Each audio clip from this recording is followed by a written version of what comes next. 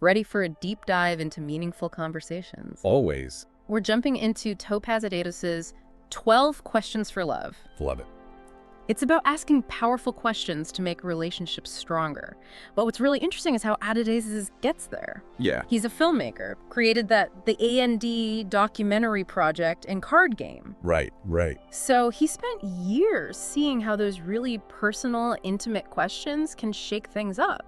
And what's fascinating is it's not about those perfect answers in a relationship. Okay. It's about how much power questions have on their own. Interesting. And he has this story about trying to get his parents back together. What? Yeah, to stop their divorce. But he was 4. He was 4 years old and trying to play mediator. How? Wanted them to sign something, a promise, to stop fighting. Wow. Even then, he was trying to figure out what their relationship was missing, that intimacy we're always talking about. That's incredible. And filming documentaries, that's when it clicked for him. He talks about the camera being a bridge to intimacy. Interesting. He's seeing these raw, real moments while filming the Andy. Countless conversations that show him the pattern. So he starts to see what kinds of questions lead to those deeper connections we all want. Exactly. And it's consistent, no matter the relationship. One of the best examples, it's this father and son, John and Curtis.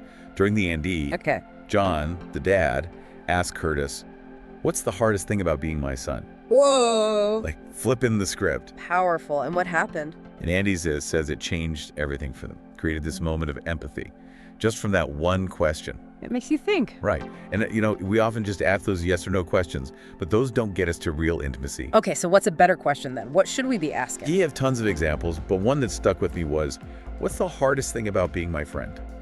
Wow. See, now that makes you stop and think. Exactly. No easy answer for that one. He says it's about making unexpected connections, putting ideas together that you usually wouldn't, to see things in a new way. So don't avoid those tough conversations. No. He says we should be running toward them. He talks about how fear is like a facade, seems huge until you face it. So true. Like that big project you have due, right? Ah, don't remind me. All that anxiety, it's the worst right before you begin. But once you do, it gets easier. Same with these conversations. I can't tell you how many times I've avoided a conversation only to realize it wasn't a big deal. Right? Like Adizes talks about with Ivo and Kevin, remember? Yeah. They don't want to talk about problems with their house because it triggers Kevin's anxiety. Oh, right.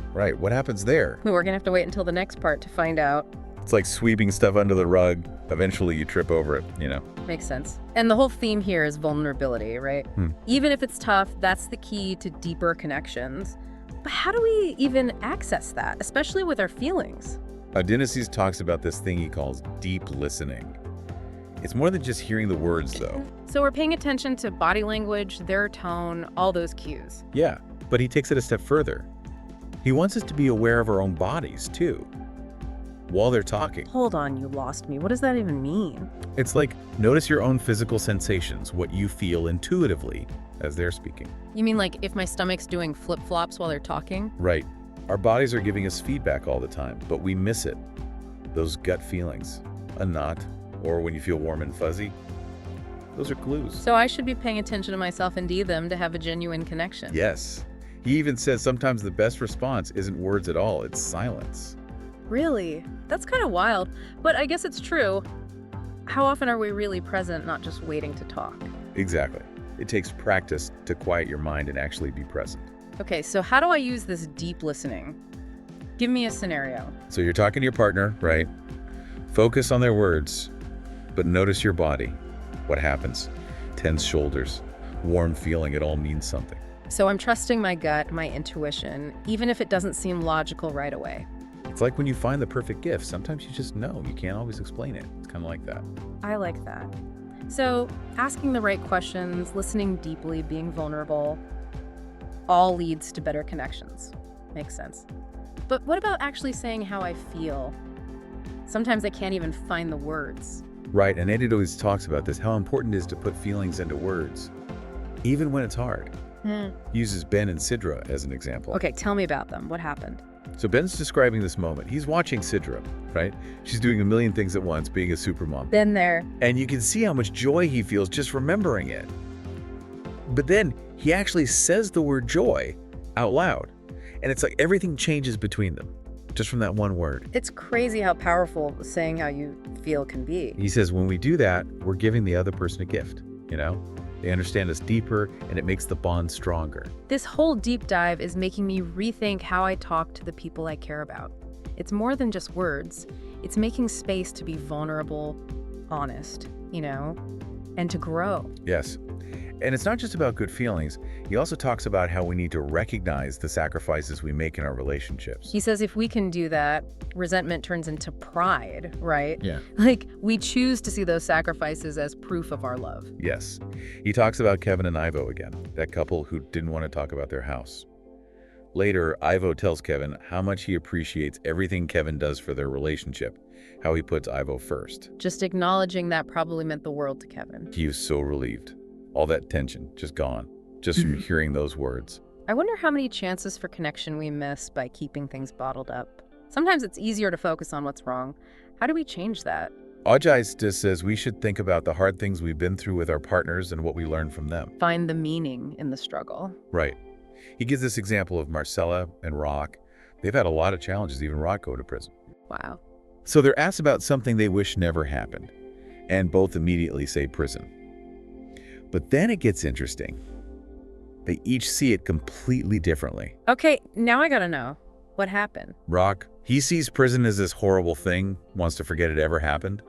But Marcella, she says those years are why they're happy now, that they wouldn't have what they have without going through all that. Wow, she completely reframed it for him. Exactly. She was grateful for those tough times, and it helped Rock see their past differently, find meaning in it. Their story really shows what Adizes is saying. Our partners can teach us so much. We see ourselves more honestly because of them. Right. He asks, what's something about my partner that makes me a better person? Love that. Not about what we wish they were, but how they help us grow. And that leads to the last question he asks. Why do you love me? Ooh, that's a big one. It is. And usually we only ask that in arguments when we're desperate, not from a place of genuine curiosity. So how is it different in the book? By this point, you've dug deep into your relationship, right? Been vulnerable, seen the good and bad. So the question and the answer comes from a different place. Honesty, understanding. Exactly. He talks about this couple, Rafa and Douglas. When they get to this question, Douglas's answer is just, I just do. Sometimes the simplest answer really hits the hardest. And it's not just the words. It's how he says it, the feeling. Adizes says to really listen, even with this question. Let your heart speak. Be in the moment. You got it. So we're not looking for reasons. We're feeling that love right then. Exactly. And what's cool is Adizes says we can use these questions for everything, not just romance. He talked about friendships, family, right, being intentional with everyone important to us. Totally. And he even says to ask ourselves these questions. Wait, what? Like, ask myself to go deeper. How does that work? He says think about three things. Time, how it hits you personally, and how it affects others. So adding more layers to the questions I'm already asking? Right. Like, say you're thinking about switching jobs, right? And you're stuck on, what job should I even get? The worst question ever. He'd say get specific. What job should I go for in the next 5 years of my career? Okay, suddenly that feels less scary. Right. Then add the personal touch. Don't just think about money. Ask, what kind of work lights me up? What uses my talents? Now we're talking. A job that actually means something to me. And last, Adizes would say, zoom out. How can my work make a positive impact on the world? So my choices matter, even career-wise. I can use my job for good. Exactly. And by asking these questions, you get clarity, not just about work, but about you, your values, your purpose. Makes you realize the power of a good question, like looking into a mirror for your soul. That's it. And to close the book, Adizes tells this beautiful story about two indigenous tribes he visited in the Amazon. He sees this healing ceremony for an elder who's close to death.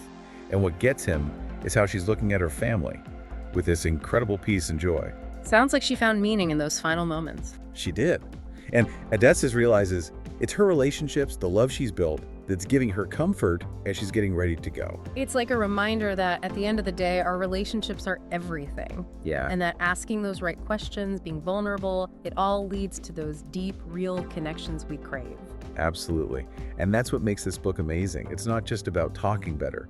It's about approaching your people with your whole heart, ready to grow. Adizes has really given us a lot to think about.